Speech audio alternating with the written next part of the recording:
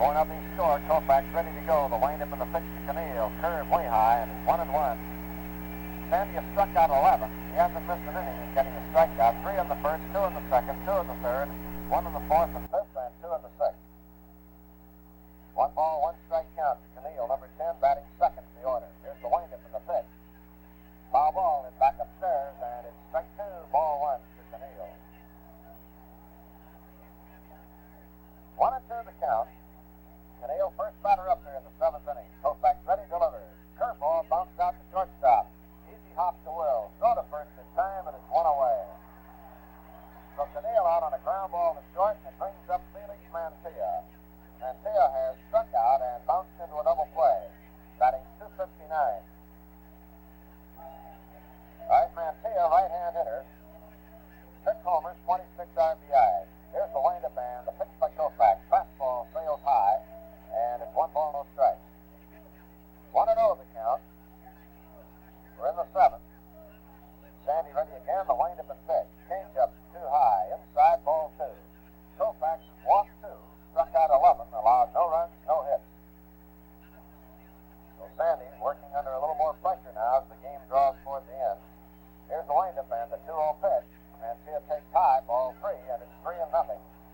So he goes behind the Mantilla, 3 balls and no strikes. He walked Ashburn leading off the 4th. The Dodgers got him on a double play. He walked Thomas leading off the 5th, and they left him stranded. The only man left on for New York. 3-0 the count to Mantilla, 1 out. And here's the windup and the pitch. He walked his fastball sailed high outside, and that's the 3rd walk for Koufax.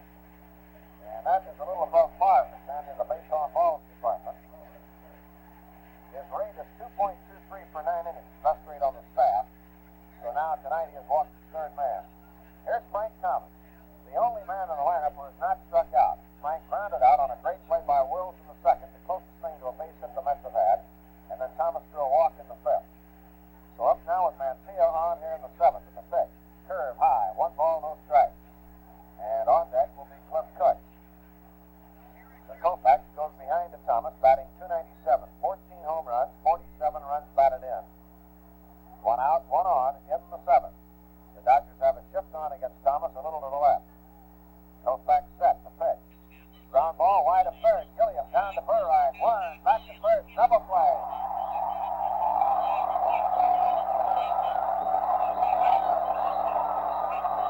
So Frank Thomas hits into a double play. The 2nd Dodger double play of the night, and Koufax needs 2 more innings now. Tied out in the 7th. No runs, no hits, no errors on left. And the score at the end of the 6th of the half innings of play. The Dodgers 4, the Mets nothing. Start with a little sing song. I'm looking over a 4-leaf clover. Sandy Koufax looking for one now as he goes to the 8th inning of the ball game for the Union Oil Company of California. More play. Here again is Vince Scully. All right, Jay, and the entire ballpark now moves a little closer to the field as they should to watch Koufax in the 8th inning. Cliff Cook will lead it off. He struck out and fly to left. Right-hand hitting right fielder. Sandy's curve is low. Ball 1, 1-0. Koufax has been fighting his control tonight. He's walked 3, but more than that, he's been behind on many hitters. Here's a 1-0 pitch to Cliff Cook. Fastball high, ball 2. So he's behind on the leadoff man here in the 8th inning. 2-0 the count to Cliff Cook. 8th inning, 5-0 Dodgers. Here's the 2-0 pitch to Cook. Fastball, swung on and missed. 2-1. Gordon Leaky's really having himself time tonight. Koufax putting on a show. Frank Howard, homer to left field. Here's a 2-1 pitch to Cliff Cook. Fastball, strike 2. And of course, the crowd will, at this stage of the ball, they will react violently on every strike. 2-2 to count. Sandy to his windup in the 2-2 pitch. Fastball, foul back. 2-2 the count to Cliff Cook. Koufax ready and delivers. Curveball high, ball 3. So Koufax goes all the way with Cliff Cook, opening up matters in the 8th inning, 5-0 Dodgers. Sandy checking the Roseboro. Now into his windup, 3-2 pitch. Fastball, fouled away. Union Oil Company of California sending you a big one tonight from Dodger Stadium, the 3rd game of the 4-game series. Tomorrow, Senior Citizens Day, and it will wrap up the series with the Mets. 2 o'clock ball game. Hope you'll make plans to be with us. pitch to Cliff. Curveball, strike three. So Cliff started looking at a 3-2 curveball, and down he goes. 12 strikeouts for Koufax. 1 out in the 8th, and here is Jim Hickman. Right-hand hitting center fielder, struck out looking and fly to center. Hickman batting .264. Boy, you can start to cut the tension with a knife now. 1 out in the 8th. Koufax into his windup and a pitch to Hickman. Curveball, low, ball 1. Hickman started his swing and held up. 1-0. Hickman, leaning on his bat as he backed out for a moment. Now Jim slowly gets back up again. Koufax checking his signs. Here's the 1-0 pitch to Jim Hickman. Curveball bunt, but he held up. Ball 2, 2-0. Remember, a few years ago, Carl Erskine was pitching a no-hitter at Cincinnati. And Gus Bell came out of it with a bunt single. And Hickman ran up against the bunt that time, but took it outside. Ball 2. 2-0 the count to Jim. Koufax ready and delivers. Fastball for a strike. Another fine crowd tonight. 29,797 on hand. The 2-1 pitch on the way. Fastball, half swing, strike 2. Boy, this crowd is moving around at this stage. 1 out in the 8th inning. 2-2. The count to Jim Hickman. On deck, shortstop Elio Chacon. Koufax checking sign. Sandy into his windup with a 2-2 pitch. Fastball, got him swinging. Oops, foul tip is dropped. Roseboro moved his body to the right as he's trying to hold on to it, and it's spilled out of his glove. And Hickman is still up there to hold everything. 2-2 the count on Jim. Boy, Roseboro was really fighting that foul tip, trying to hold it. The 2-2 pitch. Fastball, low, ball 3. So he went 3-2 on Cliff Cook and struck him out. And right back 3-2 on Jim Hickman. Sandy Koufax in the spotlight. Boy, he's been there many times. It's a 3-2 pitch to Hickman. Fastball swung on, a fly ball to center. Willie Davis is right there. He's got it.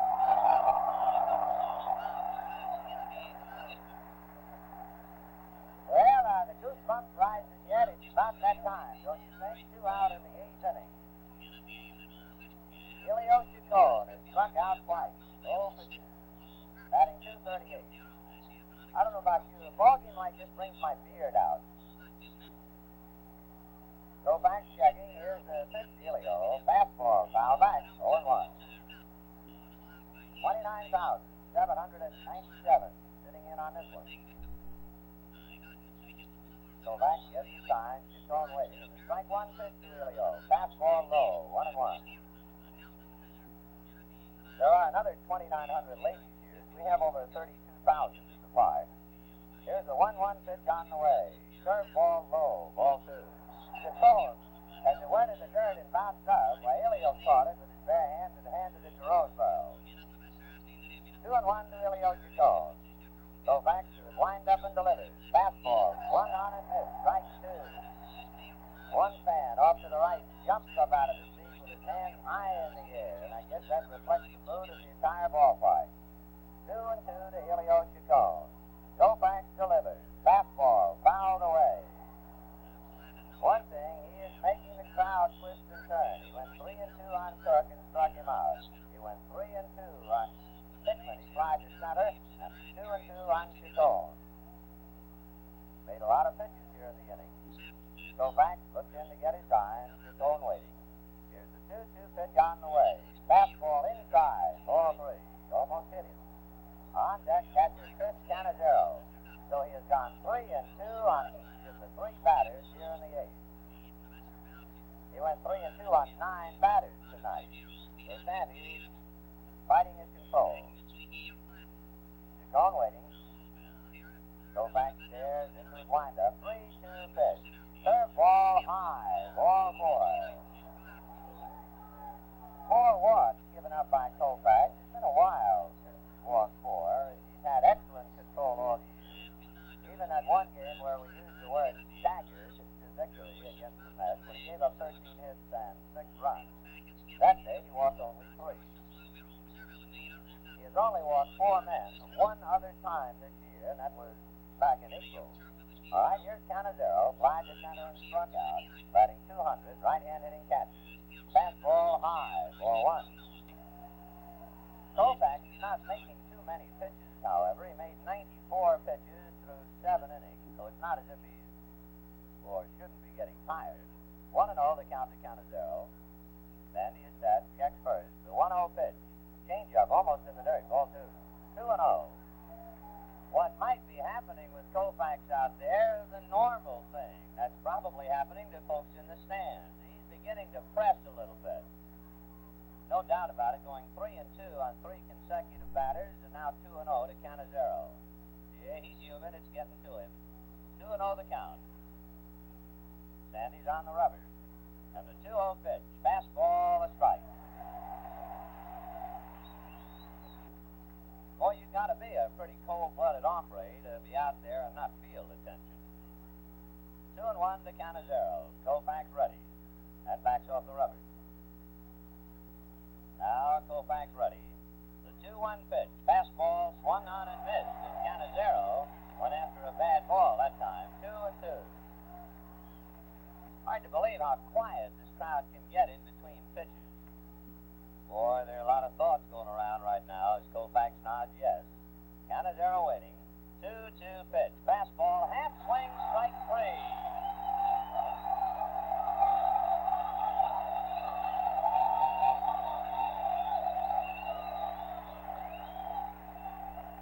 Well, whatever you do, don't do it for a few more minutes.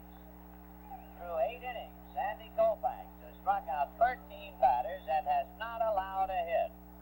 And in the 9th inning, Koufax will be trying to go all the way. The score at the end of 7.5, 5-0 Dodgers. Here's Jerry. All right, the 9th inning, 5-0 Dodgers, and Koufax has finally come face-to-face with it. The first pinch hitter will be Gene Woodling, a former New York Yankee. So Woodling will bat for Davio. Then Ashburn and Keneal. The Dodgers make a defensive change. Ron Fairley goes into right field. Tim Harkness takes over at first base, and Frank Howard comes out. Here's the announcement on Woodling.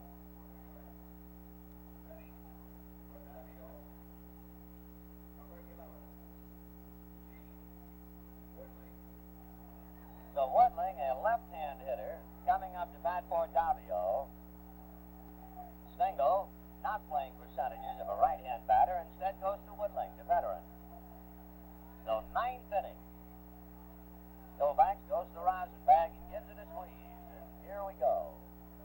Sandy pulls at the peak of his cap, bends at the waist to read his signs, and goes to work.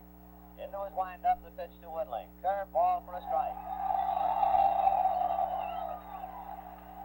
5 runs, 11 hits, no errors for the Dodgers. No runs, no hits, no errors for the Mets in the 9th. Woodling waiting, 0-1. Koufax into his windup and delivers. Curveball high, 1-1. You'll hear a roar on every strike and a groan on every ball. Richie Ashburn on deck. Koufax checking. Taking a long look. Now into his windup. The 1-1 pitch. Fastball low, ball 2, 2-1. At this stage of the ball game, Koufax has made 124 pitches. 124. With the count 2-1 on pinch hitter Woodling, opening up the 9th. Sandy is ready into his windup, and the 2-1 pitch. Curve very high, ball 3. Koufax has walked 4 men tonight. He walked Ashburn, Thomas, Mantilla, and Chacon. 3-1 to Woodling. He went 3-2 on all 4 hitters in the 8th inning. 3-1 pitch, fastball low, ball 4, and Woodling is aboard on a walk. And that'll bring up Richie Ashburn, the first time this year that Koufax has walked 5 men in a ball game. All right, Richie Ashburn, left-hand hitter and a spray hitter. Perhaps in this kind of a situation, the toughest batter the Mets have. He's tough to defend. The outfield plays him to left field. And Gilliam in on the grass at third. Harkness not holding the bag on Woodling. Tim is directly back of the runner. Ashburn keeps looking over towards the Mets dugout. Apparently, Casey Stengel hollered something up to the plate. now Richie gets in. And I think we'll have a runner for Woodling. I think that's what it's all about. Time called by Ashburn, but it's going to cost the strike anyway. Richie asked for time, and Steiner said no. Stay in there, and the curveball was a strike. Joe Christopher will run for Gene Woodling. Joe Christopher running for Woodling. So Ashburn asked for time and got it, then asked for time the second time and didn't get it. And the pitch is a strike, 0-1. So Joe Christopher running for Woodling.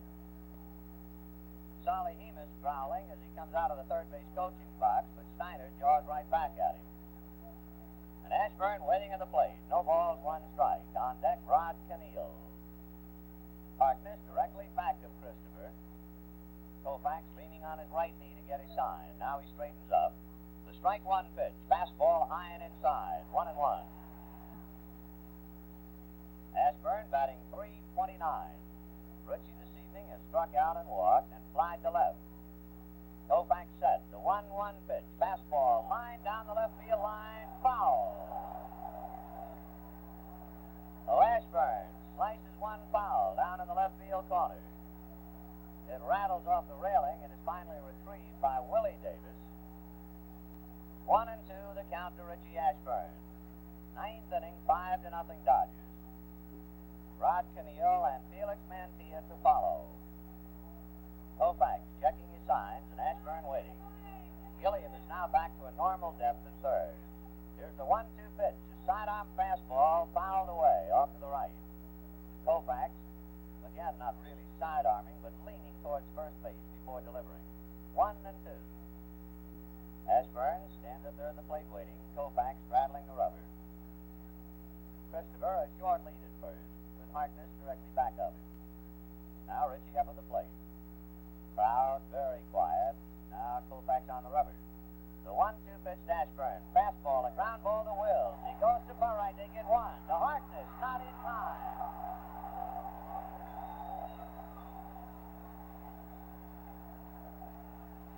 So a force play from Wills to Burright. Joe Christopher, who was put in to run for Woodling, broke up the double play. Oh, we have 1 out. Ashburn at first, and Rod Keneal, right-hand hitting third baseman. Keneal struck out twice and grounded to short, batting .322. Now, maybe Casey Stengel was showing mercy on all of us watching this ball game by not using Hodges and Neal as pinch hitters. That might have been a little too much to see. Koufax on the rubber, checks Ashburn and works the plate. Fastball swung on late. Keneal might have been trying to go to right field. 0-1. On deck, Felix Mantilla. Casey Stengel pacing, but he's limiting his paces to the near corner of the Mets dugout. 0-1 to Keneal. Koufax set, checks Ashburn. The pitch to Keneal, a bunt, foul back. 0-2. So that's the second attempted bunt by the Mets. Hickman tried to bunt, but held up on a low pitch in the 8th. Keneal makes contact on a bunt, but fouls it back. 0-2. Keneal waiting at the plate. Koufax rubbing up the ball. Sandy straddles the rubber, leans on his right knee, stares into Roseboro. Now he's set. Keneal waiting. Strike 2 pitch. Curveball, a big bounce to Gilliam. Jim has it, goes to Burright. They get 1, and that's all. 2 out in the 9th inning, and Felix Mantilla the batter. And listen to this crowd.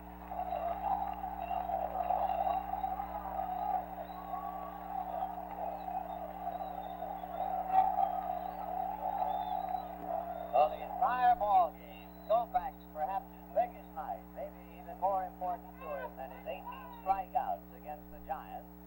Till it's all on the line as Felix Mantilla is the batter. On deck, Frank Thomas. Rod Keneal at first, 2 out in the 9th, 5-0 Dodgers. And Koufax trying to do it. Sandy is set and delivers. Curveball high, ball 1. I would imagine plate umpire Mel Steiner feels the tension and the responsibility. Koufax checking, Mantilla waiting. Sandy on the rubber and straightens up. The 1-0 pitch, fastball, low, ball 2. The big gun for the New York Mets is on deck, Frank Thomas. Mantilla back up to the plate again. 2 balls and no strikes. Felix, slender, right-hand batter. Koufax ready and delivers. Fastball swung on and fouled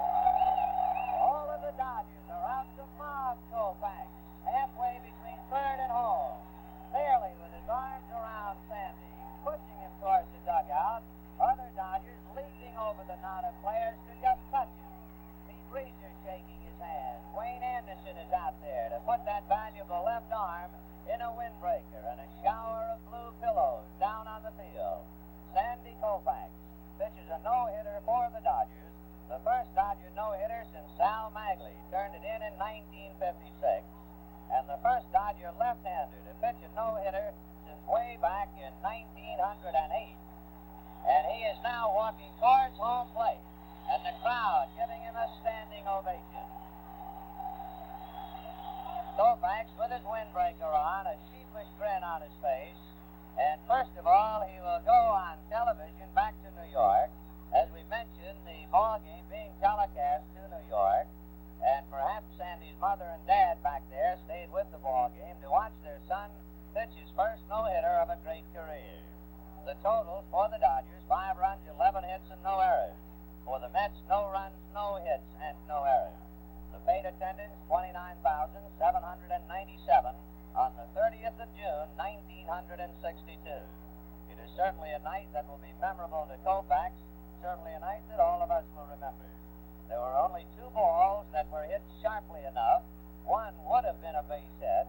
That was the drive that Thomas hit in the second inning, deep to the hole at short. Wills backhanded the ball and threw him out on a bang-bang play at first. And later in the ball game, in the 6th inning, with the count no balls and 2 strikes on Richie Ashburn, Ashburn slashed a line drive to left, but Tommy Davis was positioned correctly and caught it for the out. Outside of that, there were no near base hits for the Mets. The only difference for Koufax tonight, he was wild. He went 3 and 2 on at least 9 batters, and he did walk 5 for the first time this year. So Sandy Koufax joins a list of famous names, Dodgers who have pitched no-hitters.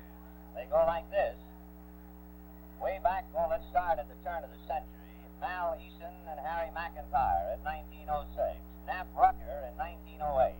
Dazzy Vance, 1925. Tex Calden, 1940. Ed Head, 1946. Rex Barney, 1948. Carl Erskine, 1952. Carl Erskine, 1956. And Sal Magley, 1956. And to that great list, add the name Sandy Koufax, who gets another ovation as he goes jumping down into the Dodger dugout. Well, without a doubt, he'll be on our post-game show, you can bet. Tonight's game, like every Dodger game throughout the year, brought to you by the American Tobacco Company on behalf of Dual Filter Tarrington. Flavor you never thought you'd get from any filter cigarette. And by the Union Oil Company of California, the West's most experienced refiner. Remember to join us tomorrow, I hope in person. Warm up at 1:40, game time at 2 o'clock. The Dodgers and Mets in the final game of their 4 games. Final score, Sandy Koufax, no hits, the New York Mets, and the Dodgers win 5-0.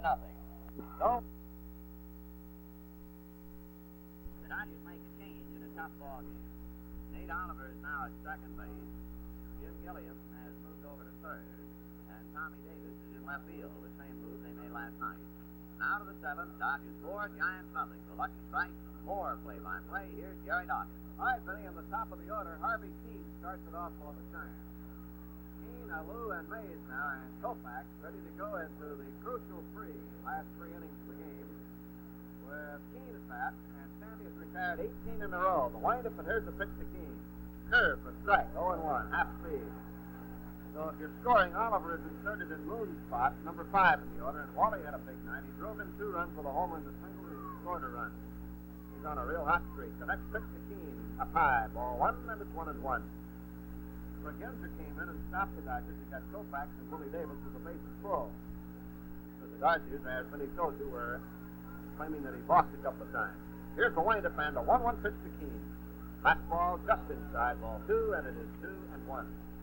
So Koufax, working on a perfect ball game through 6 innings, has retired the side in order each time. Here's the pitch. There's a pop-up foul. Off to the right, it'll go back into the seat, and it's 2-2. 2 balls and 2 strikes to count.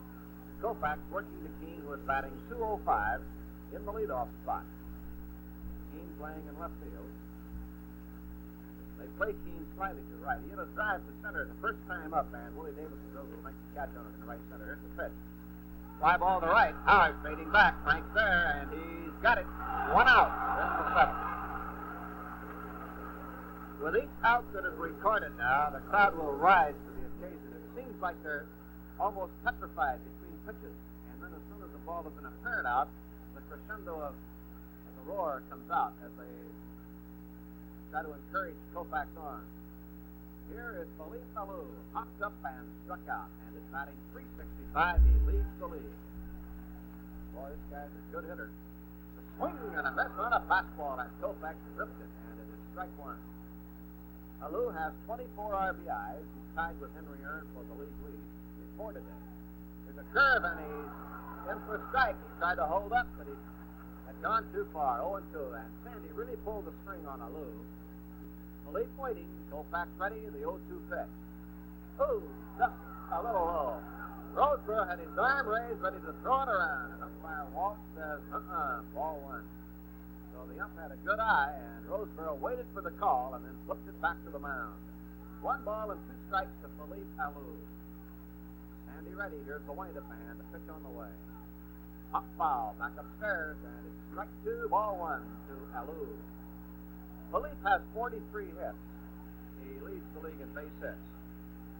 The Giants, as a team, have a .260 batting average. 1 ball, 2 strikes. Second game of the series, ladies' night, and a huge turnout. Here's the pitch. In the dirt, ball 2. It bounced back to the backstop. 2-2 to Phillies Alou. Koufax has retired 19 men in a row. And he's pitching to the 20th with Willie Mays out on deck. Dodgers lead 4-0. A run in the second, Boone's home run, and 3 more in the 6th inning off Marichal. Marichal pitched a fine game also. Oh, we've had great pitching in the 2 days here. Here's the windup man, the 2-2 pitch. A high fly ball to left field. Tommy Davis going back. It's near the seats. It might be. Tommy's there. He's got it. Tommy Davis goes to the railing in left field and hauls it down for out number 2. There's a bit of a breeze drifting from left to right, and it might have been just enough to keep that ball in the park. So Alou came closest to spoiling it, and Davis went to the box seat railing and caught it. He caught it in the field of play. He didn't have to lean into the seat. Here's Willie Mays. Flat out twice, Koufax winds the pitch. Strike called on a fastball, 0-1. So the high fly ball to left field at the curve of the stadium. The field box seats out there, and Tommy Davis made the catch. The 0-1 pitch, low and inside for a ball, and it's 1-1 to Willie Mays. And Sandy Koufax now has this crowd really biting their nails. Retired 20 in a row. Mays is the 21st hitter. There's a foul ball back upstairs. Hits the edge of the press box and goes back down. A ball and 2 strikes, and Koufax gets a new ball to work with. Well, I don't mind telling you, the goose pimples are beginning to pop out all over the place. Right here in the radio booth, too. 1-2, the count to Willie Mays. Sandy working. Mays waiting. They play him to the left and deep. Here's the windup and the pitch. Rounded foul to the left, rolling toward the Dodger dugout, and the count stays 1-2, and he got a slow curve that time and chopped it away foul. By the way, friends, the gates open at 11 o'clock tomorrow, and the game starts at 1. Hope you'll be here. Padres and Fisher. 1 ball, 2 strikes, 2 outs. Mays the batter. Cepeda due up next. 4-0. Dodgers lead the Giants. Here's the windup and the pitch. A line drive to Gilliam.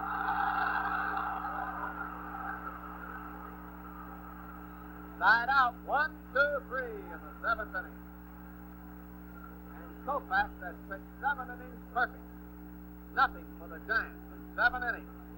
As Mays had a soft line drive to Gilliam after Tommy Davis caught Phillies Alou's drive at the edge of the box seats in left field. The end of 6 1/2, Dodgers 4, Giants nothing. All right, Jerry. Sandy Koufax trying to wade through another inning. Orlando Cepeda, Ed Bailey, and Jim Davenport in that order. Sandy into his windup. The pitch to Cepeda. Fastball, a half swing, but he held up. 4-1. Cepeda batting .306. Has grounded to short twice. One of the two. First time he hit a slow ground ball. Suzuki had to make a charging play and throw him out. The 1-0 pitch, curveball, off the glove of Koufax, deflected. Oliver, who throws him out. 1-4-3 if you're scoring. Koufax just did slow it down. So we have 1 out in the 8th inning. And the batter is Ed Bailey, the left-hand hitting catcher. Has popped up to Ron Fairley and popped up to Dick Suzuki. Bailey batting .306. out in the eighth. Koufax leaning in to get his sign. Into his windup at the first pitch, fastball high, ball one. Some of the Dodgers moving around restlessly in the dugout. Young Dick Calmus and DeRoche is telling Calmus to go back and sit down. And Calmus starts to back away. Here's the pitch by Koufax. Curveball, low, ball two. Calmus got off the bench and stood up by the steps. And Leo is a superstitious man. And he whirled around and told Calmus, get back and sit down. So Calmus did. He's only 18. He'll learn. Here's the 2-0 pitch to Bailey. Fastball, a half swing, but he held up. Ball three. So now, Koufax has fallen behind 3-0 to a batter. It is the first time he's gone this far. Bailey looks at Whitey Lockman. Whitey Lockman looks at Alvin Dark, and Dark flashes something to Lockman. So we'll see the end result. Bailey waiting at the plate. Koufax ready, 3-0 pitch. Fastball in there. 3-1 the count. Sandy checking into his windup. The 3-1 pitch. Taken, strike two. There was one out in the eighth inning. 4-0 Dodgers. A full count on Bailey. Koufax into his windup and delivers. Swung on and foul back. Koufax back of the rubber, working on the ball. Bailey waiting. Sandy heaving his sigh. You can see his shoulders go up and down. Now he looks in to get his sign. 3-2 pitch. Fastball low. Ball four, and that breaks it. At least part of it. Koufax had retired 22 batters in a row and walked Ed Bailey on a 3-2 pitch. Now Koufax will have to fight a letdown. Almost every time, invariably, you see a fella battling for a no-hitter, and somebody gets a base hit and he's a different man. Koufax is battling for a perfect game. Walks Bailey to see if he has a letdown. Davenport's the batter. Sandy deals low, ball one. Still an awful lot riding on the ball game and a lot of baseball left. Roseboro halfway out to the mound to talk to Koufax. Fairley visiting with Ed Bailey. Jimmy Davenport, hitting .265, has fouled out and flied to center. 0 for 2. Koufax set. The 1-0 pitch on the way. Over for a strike. 1-1. Boy, don't you think there isn't a tremendous amount of pressure on plate umpire Frank Walsh? He's got a lot riding. Koufax on the rubber. The 1-1 pitch. Big curve. High. Ball two. 2-1. Koufax, of course, might be pressing, and the Dodger bullpen moves around. Ron Paranowski probably joining Roebuck down here. 2-1 pitch on the way. Fastball fouled away. Off to the right and upstairs. Nice catch by a fan up there, too. 2-2 to Jimmy Davenport with Joe Malfitano, the right-hand hitting second baseman, on deck. Koufax straddling the rubber. The outfield just about straight away on Davenport. Koufax leaning on his right knee. Now gets on the rubber and backs off again. He'll double check with Roseboro. Fairly not holding Bailey. Koufax delivers. Fastball fouled away. So Davenport still up there 2-2. Sandy taking plenty of time, and 55,000 people watching his every move. 2-2 pitch, fastball high, ball three. So Sandy went for 20 seconds of consecutive outs. The 22nd was tough to come by. Bounced off his glove, went to Oliver, who threw the fade out. He went 3-0 on Bailey and walked him on a 3-2 pitch. And he's come right back 3-2 on Davenport. Sandy ready, fastball, a big bounce, and it's Mazuski. He goes to Oliver for one. A Bailey double play.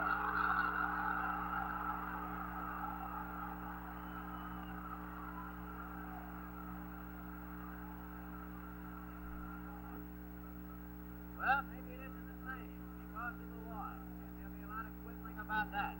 But certainly let it be written for posterity. Through 8 innings, Koufax has faced 24 men. And at the end of 7.5 innings to play, the Dodgers 4, the Giants nothing. The Giants no hits and 24 outs. 1 walk to break an otherwise letter-perfect streak. I know you're not going away for the ninth inning. The ninth inning is here. 8-0 Dodgers, 8 runs, 12 hits, no errors. The Giants no runs, no hits, and no errors. Through 8 innings, Koufax has allowed 1 man to get on.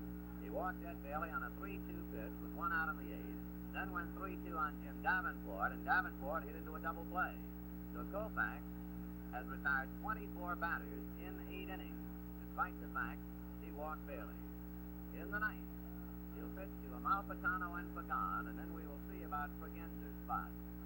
Koufax into his windup and delivers. High, ball 1. A crowd of 55,530. 49,800 paid, 4,500 ladies. Sandy into his windup, the 1-0 pitch. Fastball low, ball 2. So Koufax, of course, he wants it more than the people in the ballpark want to see it. But he has to fight himself now. 2-0.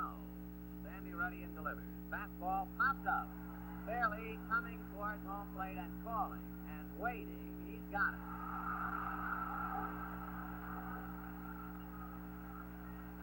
Well, 1 out in the 9th inning. The 11th of May, 1963. The batter is Jose Pagan, struck out twice. Pagan batting .230. Out on deck is Willie McCovey to hit for pitcher Fragenza. Koufax waiting for Roseboro to settle low, and Roseboro's waiting for Pagan to get in the box. Sandy leaning in now to get his time. Pagan waiting. Into his windup in the pitch. Big curve for a strike. You'll start to hear a lot of noise on every strike now. 1 away in the 9th inning.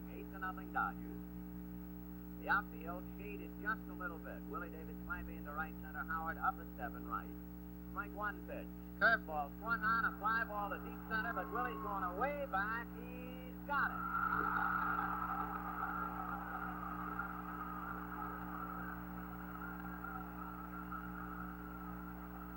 Willie Davis going to the cinder track in front of the 390-foot sign to haul it in. 2 down in the 9th inning. Koufax has faced exactly 26 batters. He did allow 1 man to get on, a walk to Bailey on a 3-2 pitch in the 8th, but Davenport hit into a double play. And here is Willie McCovey hitting for Fragenza. Koufax ready and deals. Inside, ball 1. And now the crowd of 55,530. They're afraid to move. Sandy hesitates. Now into his windup, the 1-0 pitch. Curveball low, ball 2. Sandy flinging his hands up in the air. He wants every pitch now. He's come a long way to the very end. Into his windup, and the 2-0 pitch to McCovey. Low, and he really threw the ball that time. The first time Koufax really showed the tension. He did not pitch on that one. He wound up and swung it to the plate, trying to get a little extra on it, figuring McCovey might be swinging 2-0. And the fastball was low. The 3-0 pitch to McCovey. Fastball low, ball 4. So now Koufax has walked 2 men, and it means he cannot possibly go through the game with 27 outs unless he can pick off McCovey. But he's still got a shot at the gold ring. Here's Harvey Keene. Keene is lined out to center, fouled out, and lined out to right.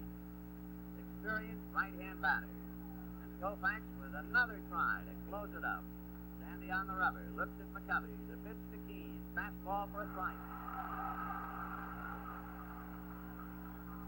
Friends, when it's all over, I know a lot of folks thinking about tomorrow. I'd like to tell you about the tickets, but not now. 0-1 to Keene. Sandy back to the plate. Curveball, comebacker.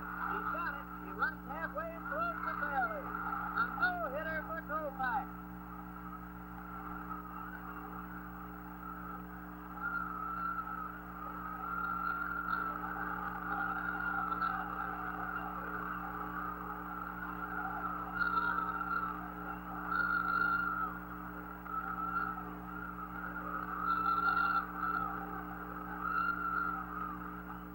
Koufax being mobbed right near the mound, and we want to get right down to him. The entire Dodger bullpen comes in from left field, and they mob Koufax. All of the pitchers, they know what it's like to even come close, and they're the ones who came from the bullpen non-stop to the mound. Sandy stops, looks out at the scoreboard. It shows 10:15, post time. His second no-hitter of an almost unbelievable career. And we're going to get to him. So tonight's game, like every game, brought to you by the Union Oil Company. And now from Greenland, USA, the Carnation Scoreboard, the program that follows the Dodgers throughout the season, brought to you by the Carnation Company. Carnation, known throughout the West for the finest fresh milk and ice cream and other quality dairy foods. This is Vin Scully with Jerry Doggett. It's scoreboard time, and it's delirium time in Los Angeles. Sandy Koufax, for the second time in his career, has pitched a no-hitter, but he'll remember this one more than the other because he pitched a no-hitter against the Giants. Jerry Doggett down in that crowded dugout. Let's go to him. Thanks very much, Ben. Well, Sandy, boy, what's new? Oh, I'm tired. I'm glad it's over. Sandy, that must have been the greatest thrill of ever. I think it was, Jerry. In fact, I know it was. I'm sure it was. I didn't really want to walk anybody. I went into the eighth, and I hadn't walked a man yet. Well, I'd done that once in my life, and a pitch-perfect game would have been, such a great thrill, but I don't think it loses as much by walking two men. I'm just happy. I don't know what to say. I just hope my folks got in. I was supposed to leave them tickets, and I forgot tonight. For your folks? I forgot to leave. You forgot to leave them tickets? I forgot to leave them tickets tonight. Boy, if they're listening on the radio, you're going to get spanked. You know that, don't you? Oh, I know it. Sandy, you didn't want to walk anybody, of course, but it worked out that way. The first walk turned it a double play. Cleared you out of that one. Now you got Willie McCovey in the last inning. 2 outs, and you need one more. And it looked like you didn't want McCovey to have any part of it. Well, that's not true. I just didn't want to make a bad pitch. I was trying to make good pitches. Right. 2 outs. Trying to make him go for that No, down low. I'm trying to make a good strike out of it, but I didn't. I guess I aimed the ball a little bit, trying to be too careful. I walked him. Sandy, I'm not sorry the way it turned out. He might have hit a base hit. That's right. Sandy, after you walked McCovey, did you kind of take a little breath and say, well, now I got to work on Keene and be a little careful with him, see if I can get him out? Yeah, I thought about one other thing. I didn't remember we had another 4 runs. That's all. It was still 4-0. I said, well, I got to get the next man out. I don't want to get into Mays and potato with that all day. I was thinking about the ball game, and I turned around and looked at the scoreboard, and I said, oh, yeah, we got 8. Now, Keene hits a nice big fat one right back to you, and you really took off at first base. Did you see him over there? I probably could have beat him, but I didn't mind throwing it. As long as I could do it like that. I didn't want to take a chance on throwing it away. I just ran halfway and lobbed it underhand to Ronnie. That was it. That was it. Well, Sandy, no doubt this had to be the top thrill of ever in your baseball career. Coming, as it did, after what has happened to you since the last no-hitter you pitched, which was last year against the Mets. It is, Jerry. Even without anything happening, I think a no-hitter against a club like the Giants is the greatest thing that can happen to you. I've got to thank all my teammates. There were some real fine plays made all night. There were balls well hit. They could have been base hits if they pitched someplace else, but fortunately they were at them. And I got to give John Roseborough all the credit in the world. I had good stuff tonight, but I was missing, with the ball. I wasn't throwing it where I wanted to. But fortunately, I did have, as I say, have the good stuff, and I was, getting away with making a bad pitch now and then, which a lot of times you don't. But John was real great back there tonight. He fought all the way and fought all the way. Did you and Johnny talk it over before the game? Or they just go out and we don't know what we're going to do. He just comes to me and says, what do you want to use? We're now on second. And I said, we'll find out when one gets there. No. Strangely enough, none ever got there. Thank goodness. Sandy, now you said there were some good plays behind you. I'm going to check my scorebook here and see those that I remember. In the 7th inning, with 1 out, after Keene had flied to right, Phillies Alou hit a high fly ball to left field. Tommy Davis went back to the edge of the railing and made the catch, and the ball was still in the park. Right. How about that one? Well, that one I didn't think it was going to stay in the ballpark. I thought it was a home run when he hit it.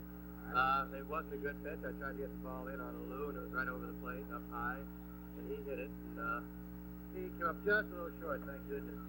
Did you notice the flag? There was just a bit of a breeze blowing from left toward right. Well, you know where I noticed it? I noticed it on the first out in the 9th inning.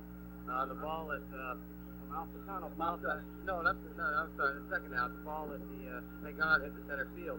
I saw Willie going after it, and I just saw it curving towards right field. And I was looking for a minute. It didn't look like he was going to catch up to it. Then he outran it. Now, was that ball hit good? Oh, there were several that were hit pretty good, but the balls that were hit good, fortunately, were hit to center field, and you got a lot of room out there, and a guy that can cover all the room you got. So another one I have marked here is the drive that Willie Mays hit to Gilliam for the 3rd out in the seventh inning. That Yeah, ball he was a hit line that. drive. Well, I didn't think he hit it Not well, too good, but was it? he hit it, where normally it looks like a base hit. It's a line drive. And again, if it's not at Junior, it's a base hit. But I didn't think he hit it, Not too hard. not that hard. I thought he got it a little bit toward the end of the bat. The first batter of the ball game, Harvey Keene lined out to Willie Davis in right center field, but he was playing for him right there. Right. It appeared to be a routine play. Well, it was a routine play, but as I say, it's another ball that was well hit. I mean, there are several that, if they're not hit at somebody, could be base hits. Right. Now, the other one was Cepeda hit one back, caromed off your hand. Oliver made the play and threw Cepeda out. Well, that ball I didn't think wasn't hit that well. I think problem. Phoebe would have gotten that ball even if I hadn't touched it. 'Cause as much as I deflected it, I just barely nipped it, and he had to stop because he was right there where the ball was. But I think if he'd taken two more steps, he could have come up with the ball anyway. Now, Sandy, let's find out about the superstition. Vinny and I, of course, reported all through the game that you were working on a perfect game and then on a no-hit ball game, and you made it. You that lost the perfect game. No? No. Now, well, then we pitched the no-hitter for you, No. all right? Okay. Okay. But here's what I wanted to ask you. Did anybody on the bench say anything to you? No, I don't think so. I didn't hear anybody. I heard a couple of kids, in the stands. Yeah, you're going to pitch a no-hitter and things like that. But Not on the bench. Not on the bench, no. Now, there was one particular inning when we noticed, and Vinny reported it, that Dick Calvin, the rookie pitcher, got up and stood out in front there, and Leo DeRocha made him come back and sit down. Here we are. You didn't know about that. No. Leo wasn't going to let anybody change seats at that stage of the game along about the 7th or the 8th inning. So, in other words, the superstition prevailed. They did not say anything to you, but you knew that you were working on a no-hitter all the way. Oh, yeah. You always know it. Sandy, did the reaction of the crowd toward the later innings spur you? Did you realize that they seemed to be holding their breath, waiting for each out to be recorded? I When they think cleared so. out was made, they were going after. I think so, Jerry. You can feel tension in a ballpark. I know in 1959 when I struck out 18 against the Giants, I guess there were about 86,000 people there that night. And when you got a crowd like that, when you have such a great crowd, you can feel it. It becomes just a constant roar, and you really feel it. And again tonight, you can feel the crowd. There's 55,000 people, which make a lot of noise. That makes a lot of noise, and actually a lot of excitement on the field. Where in a ball game, usually you don't hear the crowd, but when a crowd is as big as this, and especially when you're the pitcher in a ball game like this, when you're intense as this, you hear the crowd, you know they're there, and I think they're making noise. I think that helps you push yourself a little bit. Even when you're tired, you try and push yourself a little harder because you know that they're behind you too. Besides the 8 other guys on your team, you got 55,000 people with you. That's for sure. Sandy, there'll be a lot of celebration, jubilation in the clubhouse, and the reporters will be swarming on you to write their stories for tomorrow. So we're going to say goodnight with one little question. I guess your shoulder's all right, isn't it? Felt real fine tonight. Sandy, congratulations on another great baseball thrill for the fans of Los Angeles, Southern California, and the baseball world. Thanks and congratulations, Sandy. Thank you very much, sir. Fine. Now let's go back to Vinny.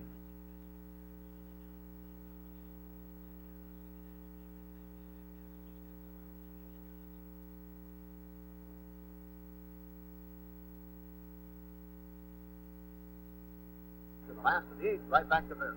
All right, Sandy Koufax for 7 innings has walked 1, not given up a hit, faced only 21 batters. Danny Cater, right-hand hitting left fielder. Gus Triandos, right-hand hitting catcher, and Roy Sievers, right-hand hitting first baseman coming up. And the drama now directly in the middle of the spotlight. The crowd stirring restlessly as Koufax, feet together, looks in to get his sign. Into his windup with the pitch to Danny Cater. Fastball hit in the air to right. Parker got no jump, but is still able to catch it for the out. So Cater, fly ball to right field. 1 away. Gus Triandos, the batter. And talking about Parker in right field, don't you think that young West, a first-year man, mouth a little bit dry at this stage of the game? Here's Triandos, struck out and fly to center. Gus batting .317. Koufax into his windup, the pitch to Triandos, slow curve outside, ball 1. Koufax has walked 1, struck out 8. 1 away in the 8th inning. Sandy into his windup, and the 1-0 pitch, curveball over, 1-1. Dodgers leading 3-0 in the 8th inning, but right now the score is second place in the interest department. Sandy nods yes. The 1-1 pitch to Triandos. Fastball swung on and missed. 1-2. Ed Fargo, the plate umpire, out to do a little housekeeping now and cleans off home plate. Camilli settling low, back of the plate, hangs out his time. Koufax holds the ball out in front of his belt buckle, hands together. Now to his windup. 1-2 pitch. Curveball, got him swinging. 9 strikeouts for Sandy Koufax. So this June the 4th, Thursday night, 1964, in Philadelphia, Pennsylvania's Connie Mack Stadium, is quite an evening for Koufax. Up to here. Roy Sievers, the batter, grounded it short and fouled out. Sievers 0 for 2. Roy batting 145.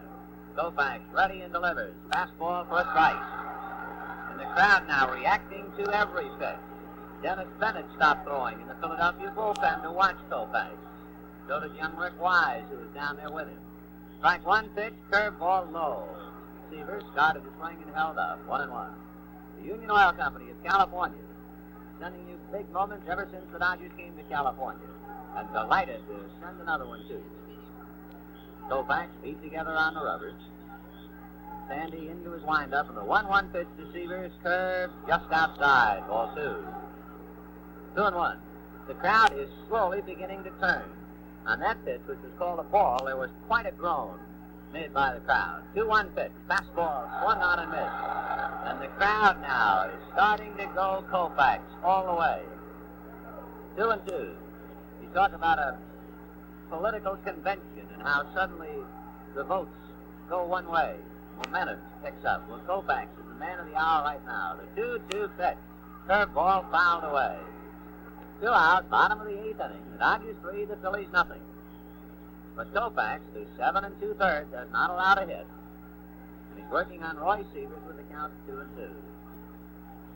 Sandy adjusting his cap, drives off his hand, looks in to get his sign. Sievers waiting. 2-2 pitch to Roy. Fastball got him swinging, and now he's done it. For the 54th time in his career, and the 3rd time this year, Koufax has struck out 10 or more batters in the game. A National League record held joint on a Major League record of 54, shared by Rube Waddell, Bob Feller, and now Sandy Koufax.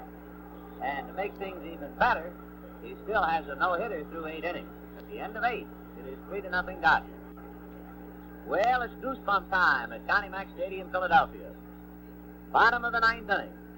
Koufax, for 8 innings, has not allowed a hit. He got an ovation as he walked out to the mound, as if the 29,000 here in the ballpark were saying, "We're with you now." They rooted against him for about 7 innings, started to go with him in the 8th, and we're just about sure they're with him in the 9th. Tony Taylor will lead it off. Taylor has struck out and hit back to the box, and defense will be important now. Let's see how the Dodgers position themselves. If anything, the outfield might be shaded just a couple of feet towards right field, almost straight away. Gilliam is up even with the bag at 3rd. The infield is back and shaded towards first base. Will's way over to his left. Koufax delivers, fastball high at the point of the chin, ball 1. No doubt, no matter how many he pitched, no matter how long he's in the big leagues, Koufax must be fighting a few butterflies right now. Taylor waiting. Sandy into his windup to 1-0 pitch. Curveball fouled away off to the right. Camilli over to pick it up. 1 ball and 1 strike. Not a soul moving in the Dodger dugout. Jack Balshin loosening up in the Philadelphia bullpen. Dodgers leading 3-0 in the 9th. With the score secondary right now. Taylor waiting. Koufax into his windup and the 1-1 pitch. Fastball fouled away upstairs. 1-2. Out on deck is shortstop Ruben Amaro. It's hard to say who would hit for Coe. Rather than guess, I would just wait on Gene Moss. Koufax studying Camilli's sign. Gilliam is now back to a normal depth, and the 1-2 pitch, fastball, fouled away upstairs again. 1-2 to Tony Taylor. Taylor batting .224. Koufax rubbing up a new ball. Both feet on the rubber. Taylor with his right foot as far back in the box as the law allows, and maybe an inch or so out. Koufax 1-2 pitch. Fastball low, ball 2, and the crowd groaning. They thought Sandy had a strike. Fargo, the plate umpire, cleaning off the plate, and you know what? There wasn't a speck of dirt on it. I think Ed's just starting to feel it a little bit too. He says something to Camilli and nods. 2-2 the count.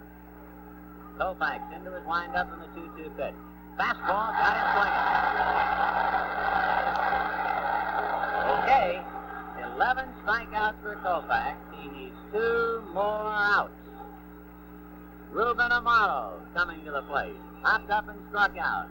Gilliam took Camilli's throw, rubbed it up, flipped it to Koufax, just stared at him. I don't believe a word was exchanged.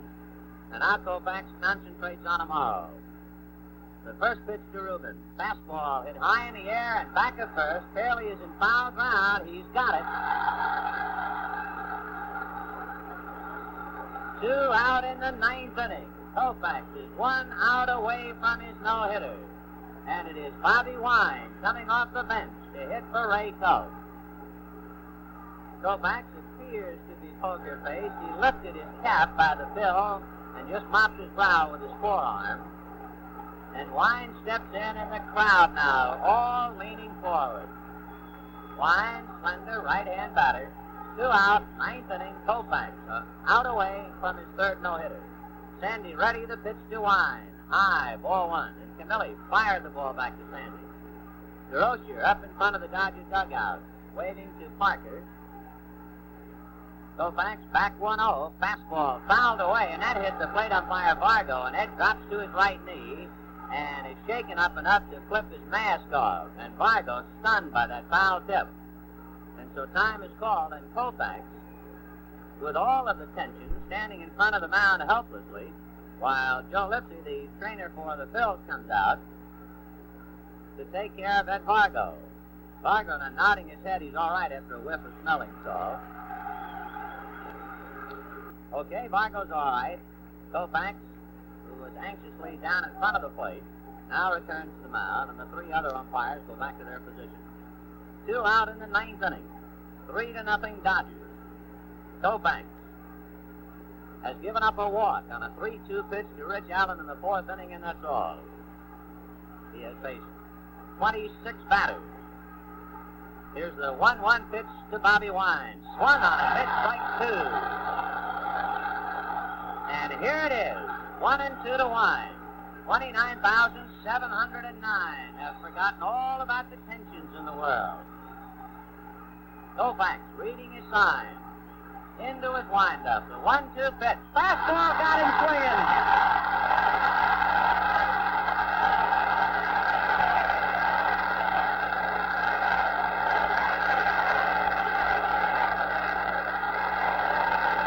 Sandy Koufax has pitched his 3rd no-hitter. He faced only 27 men, but it is not a perfect game. He walked Rich Allen on a 3-2 pitch in the 4th inning, and Allen was then thrown out trying to steal. So since 1900, only one other man has had 3 no-hitters, and his name, Bob Feller. Cy Young had 1 no-hitter before 1900 and 2 after 1900. So Sandy Koufax picks up the Dodgers when they were really in the doldrums after losing an 11-inning, 1-0 game last night. And the invincible left-hander pitches a no-hitter. His other 2 no-hitters, June the 30th, 1962 against the New York Mets, May the 11th, 1963 against the San Francisco Giants,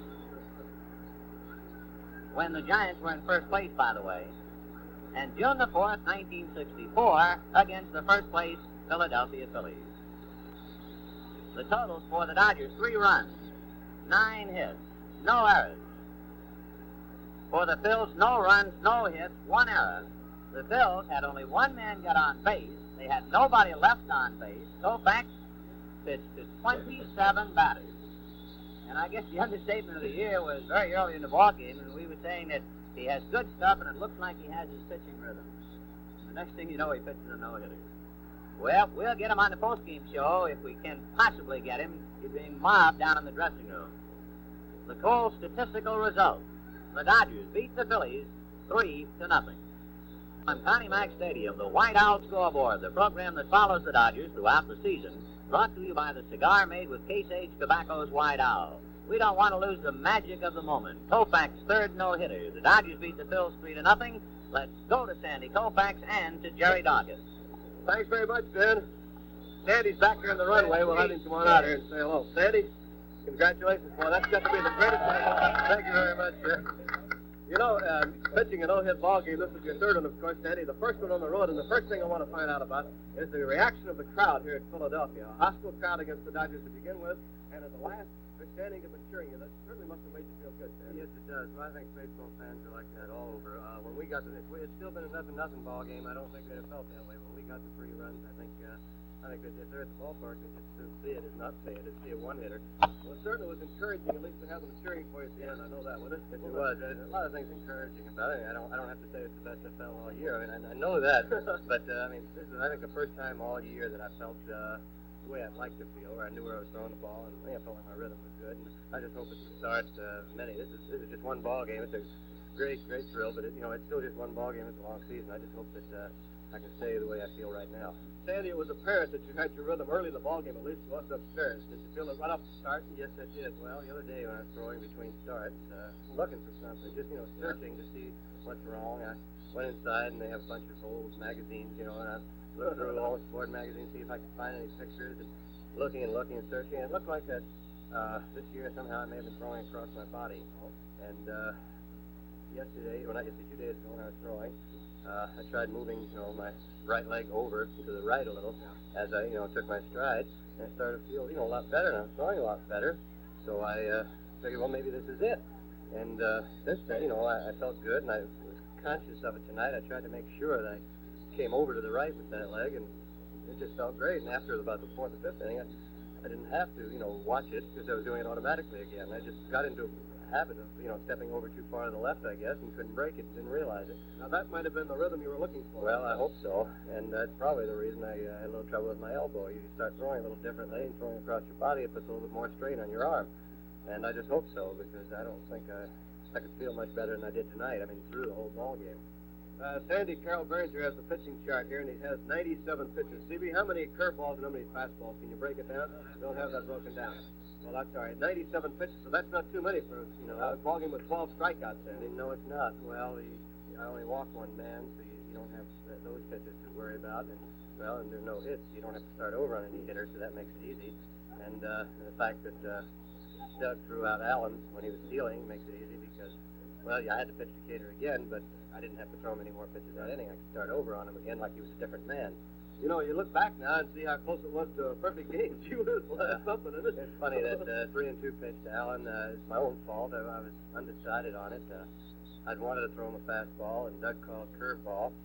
And then, as I got into the windup, I said to myself, I said, if you walk him in this situation, a nothing ball game, it's not a bad idea to walk him with a curveball 3-2. If you should miss, then with that, you throw a not very good fastball. How far did you miss with it? Oh, I missed quite a bit. It was low. It was a bad pitch. Actually, you got behind him, didn't you? 3-0? I got behind him 3-0. I came back 3-2.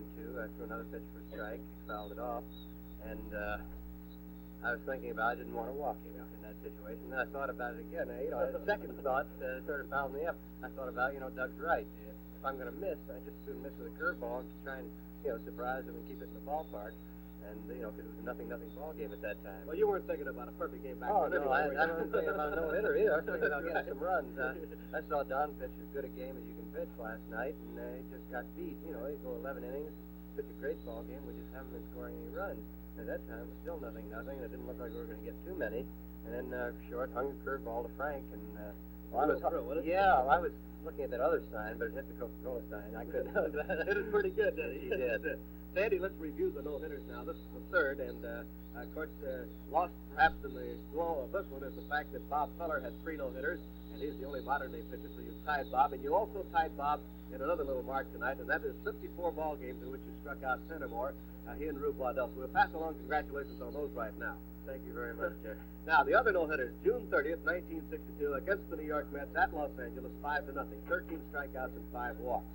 Well, that was a good ball game. It was a good ball game, and, it was against the Mets, and at that time, the Mets were a brand new ball club, and I guess they weren't the greatest club in the league, but it's still the first no-hitter you've pitched in your life, and it's a great thrill. Yeah. Now, the next one was May 11th, 1963, against the Giants in Los Angeles, 8-0.